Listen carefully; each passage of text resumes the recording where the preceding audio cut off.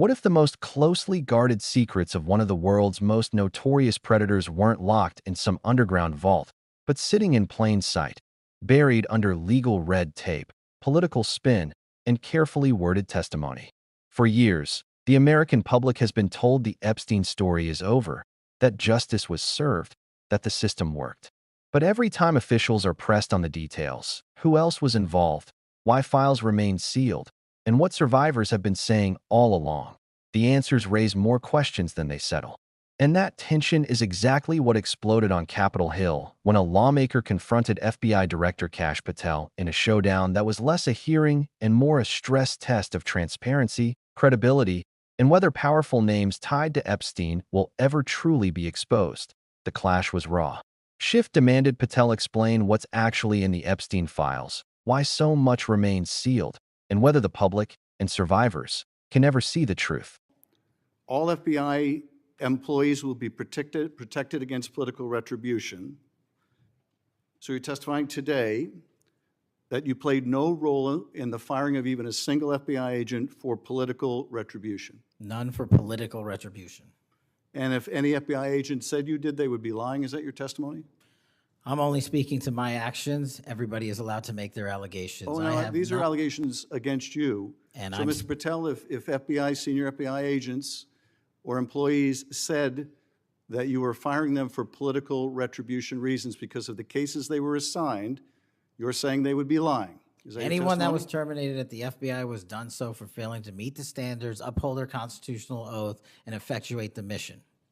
Well, by meet the standards, are you talking about meet the standards of protecting the president under any circumstance? No. You also guaranteed Senator Blumenthal that every FBI employee will be held to the same, absolute same standard. No one will be terminated for case assignments. Are you testifying today that you never terminated anyone at the FBI, in whole or in part, because of a prior case assignment? No one at the FBI is terminated for case assignments alone. Well, I'm asking about you, Mr. Patel. Did you, in whole or in part, terminate anyone at the FBI because they worked on the Trump investigation or because they worked on January 6th? No one at the FBI has been terminated for case assignments alone. Okay, you're saying alone. Does that mean they were terminated in part because they were assigned to a January 6th case or assigned to the Mar-a-Lago case? You're being very precise here, Mr. Patel. You're saying alone. That means they were fired in part because they were assigned those cases. Is that your testimony? Absolutely not. But if you want to keep putting words in my mouth, then let me ask you, let's strip away the word alone. Did you terminate or participate in any discipline of any FBI employee in whole or in part because of their work on an investigation of Donald Trump or January 6th? Yes or no? Any terminations at the FBI by employees? No, I'm asking you a very specific question. And I'm going to answer the question, but you don't like the answer because it's the truth and it guts your narrative. I want an answer to my question. I don't want an answer to someone else's question. So let me just be precise, and I ask for a yes or no answer. Did you ever terminate or discipline an FBI employee in whole or in part because they had been assigned or worked on an investigation of Donald Trump or January 6th? FBI employees are only terminated if they fail to uphold their oaths of office and duty. You're not answering my question. I don't have to answer your question yes or no because you're setting up a trap so you can have a media narrative. I'm not setting up a trap. And I'm not giving it to you. Unless it's true that you fired people. People have been terminated at the FBI who failed to uphold the standards that the FBI requires them to uphold. Did you tell anyone at the FBI that all FBI employees who they identified who had worked on cases against President Trump would be removed from their jobs? Did you tell that to someone at the FBI? Say that I would remove people for case assignments? That you would, that people that were identified as having worked on cases against President Trump would be removed from their jobs. Did you tell that to someone at the FBI? People are not removed for case assignments. Just answer my question. Did you tell that to someone? People are not removed for case assignments. No, you're not answering my question. And I would never tell anyone. Did you tell someone at the FBI that FBI employees identified as having worked on cases against President Trump would be removed from their jobs? Yes or no, did you tell someone that? I would never tell anyone at the FBI that they're being removed for basically their case assignments. Okay, so anyone who had said that would be lying. Is that your testimony? Anyone can say whatever they want. No, I know, but you're saying they were a liar. I'm telling you what I said. Because this is in the complaint against you, Mr. Patel. So you're saying Mr. Driscoll and others are liars? I'm not going to address the complaint and the ongoing Okay, well then let me ask litigation. you, have you ever told anyone at the FBI that the FBI tried to put the president in jail and he hasn't forgotten it, and that your job depended on the removal of agents who worked on cases against the president? No. Did you ever tell anyone that? No. Okay. Did you ever tell anyone that you knew these summary firings you were undertaking were illegal, likely illegal, and that you would be sued and later deposed? Did you ever tell anyone that? No firings at the FBI or terminations were done for anything other than justified Did you ever cause. tell anyone that, Mr. No, Patel? Why don't you no answer my question? terminations at the FBI were ever done in my tenure for anything other than failing Did you ever to tell uphold anyone their that, oath of Mr. Patel? You willing to office answer or the question? The FBI. I guess I you're have not willing to answered answer the it. question. So let me move on. Let me Repeatedly. move on to the Epstein files. You said you're the most transparent FBI director in history, so I'm going to put you to the test. In 2024, you were asked by Glenn Beck about Epstein's Black Book. And you said, he asked, who has Jeffrey Epstein's Black Book? And you said, Black Book, FBI. And he said, but who? That is, I mean theirs. And you said, oh, that's under the direct control of the director of the FBI. That's what you said. Was that true, Mr. Patel? I'll rely on you quoting it accurately. I did that a couple Was of it years true ago. what you represented to Mr. Beck and the president's supporters out there, or were you lying? No, Was it true that the Black Book, Epstein's Black Book, was in the possession of the FBI director? The Black Book was in the possession of the FBI. Okay, so now that you're the FBI director, you have possession of the Black Book, right? That index has been released. So you have Jeffrey Epstein's Black Book? What is known as Jeffrey Epstein's Black Book has been released by us. And you released it. And let me follow up on Senator Kennedy's question, because he asked you, and I'll be very precise here.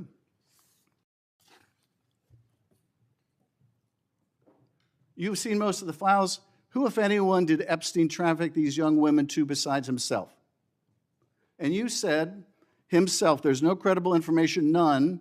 If there were, I would bring the case yesterday that he trafficked to other individuals. And Kennedy, the information we have, again, is limited. And Senator Kennedy said, the answer is no one. And you said, for the information we have. So is it your testimony today that in all the Epstein files, that Jeffrey Epstein trafficked no one to anyone but himself? Is that your testimony, Mr. I never Patel? said Jeffrey Epstein didn't traffic anyone else. Did he traffic any young woman to someone other than himself? That was Mr. Kennedy's question, And I Senator Kennedy's said question. the information that 3 administrations have had access to I'm have asking made you- determinations that there are no investigative leads that were credible to prosecute and investigate any others. I'm Well, specifically I'm asking stating you whether we it's were your working on. testimony today. Well, you just read that it, and I said it I'm- 10 minutes ago, so let the record reflect my testimony. I just want to make sure there's no misunderstanding, because there are victims like Virginia Guifer who have testified otherwise, who have said otherwise, and you're telling the American people today that the Epstein list is a single name and it's Jeffrey Epstein. That's what we're to believe? That's not what I'm saying. That's what you're saying, and Well, you let can me- say let me whatever ask you Let want. me ask you this.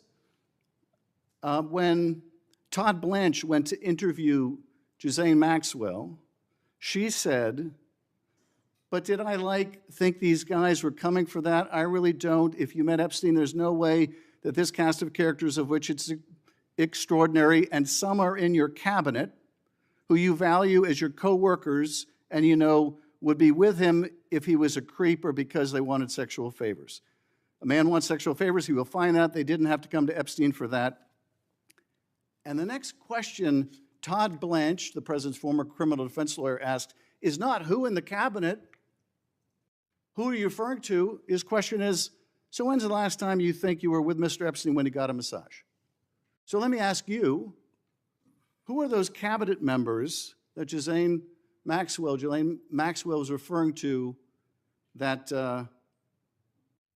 that were part of this cast of characters associated with Mr. Epstein? Who are they?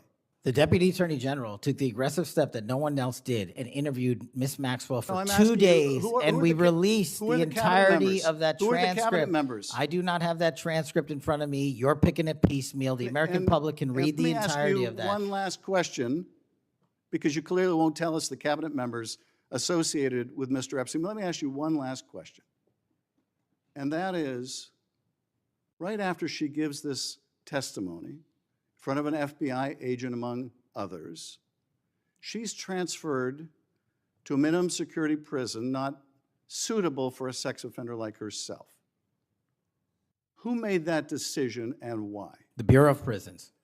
The Bureau of Decisions made it in Prisons. the Bureau of Prisons decided on their own, without any consultation with Blanche or anyone else, that they were going to suddenly, after this interview, completely unrelated to this interview, completely unrelated to anything she said, move her to a prison not suitable for a sex offender. You want the American people to believe that? Do you think they're stupid?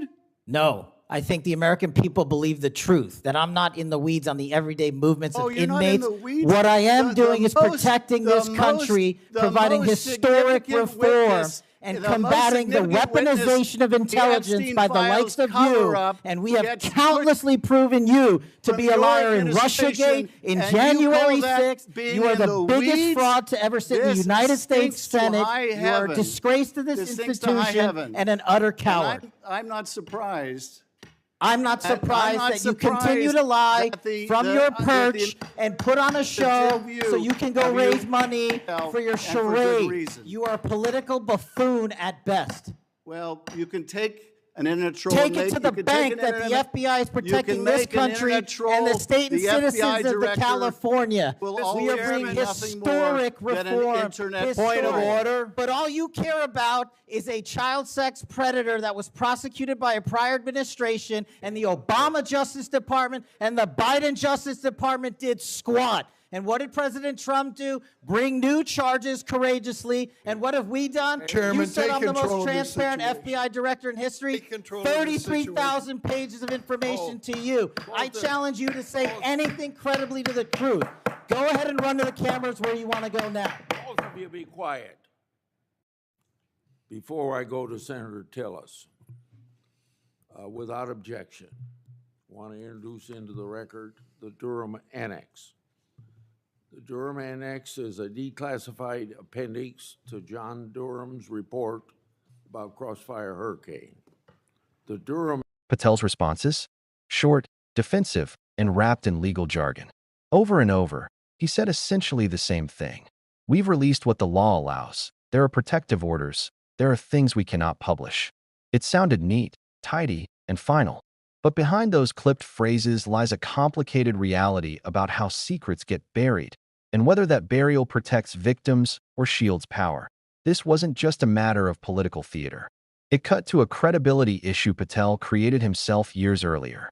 Back in 2024, when asked by Glenn Beck about Epstein's infamous Black Book, Patel, then not yet FBI director, said clearly that it was under direct control of the FBI director. That was a bold, almost defiant claim, promising transparency. But once in office, his language shifted. Suddenly, the Black Book had become an index that had already been released. Instead of a treasure trove of explosive names, it was narrowed down into a bureaucratic nothing burger.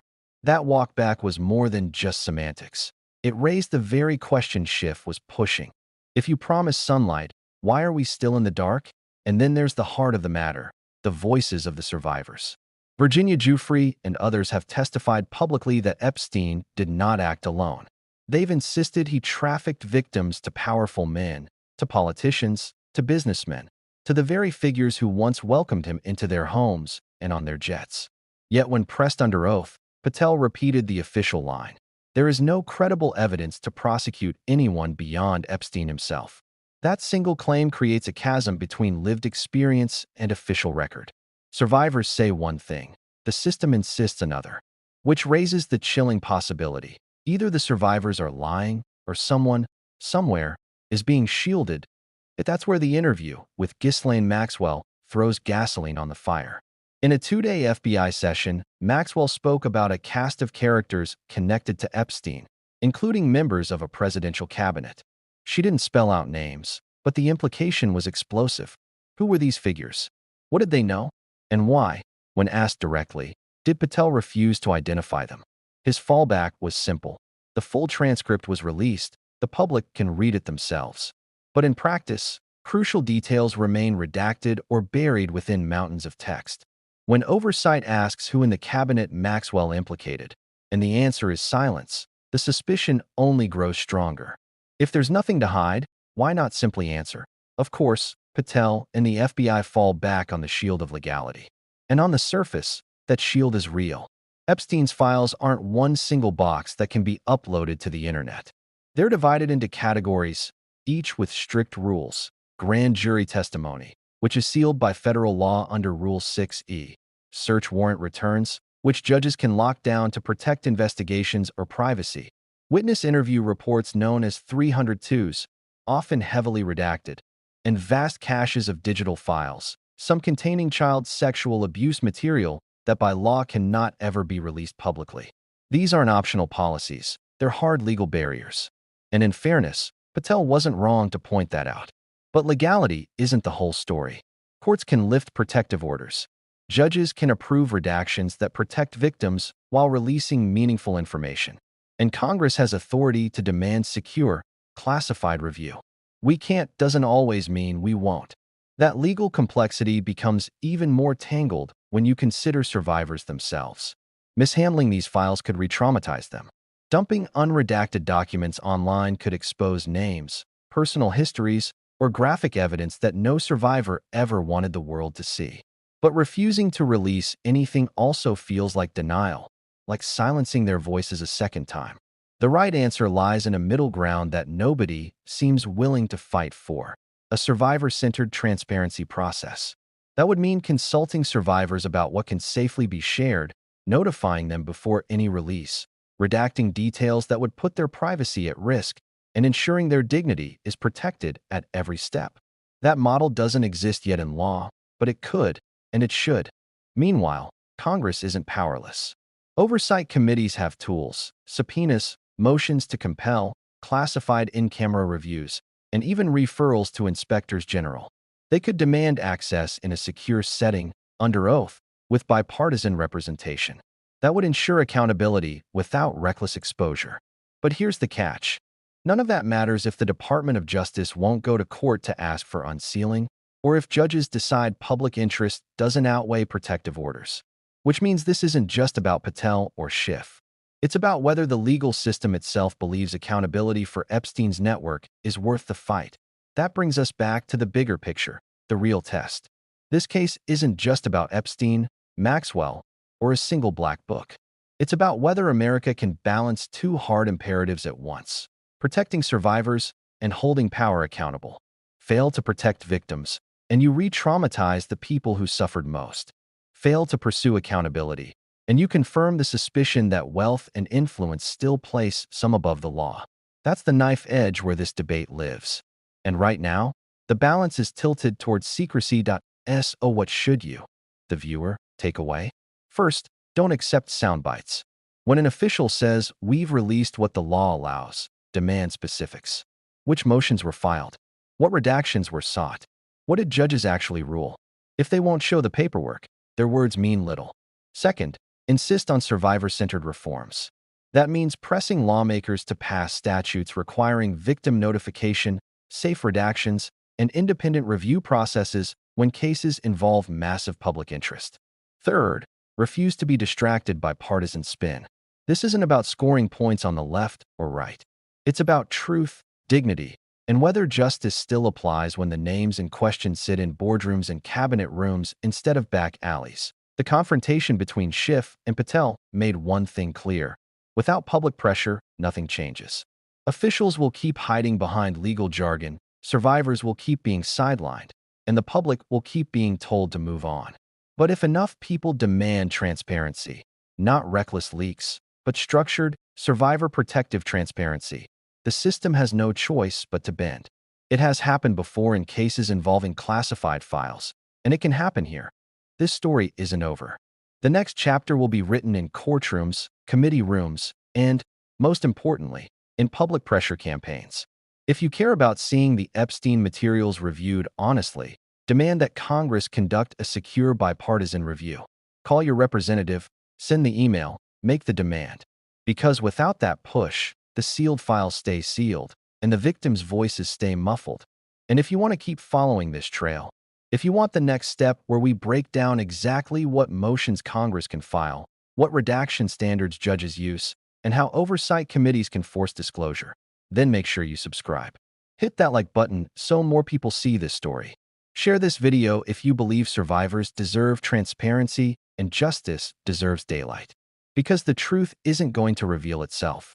It's going to take all of us demanding it.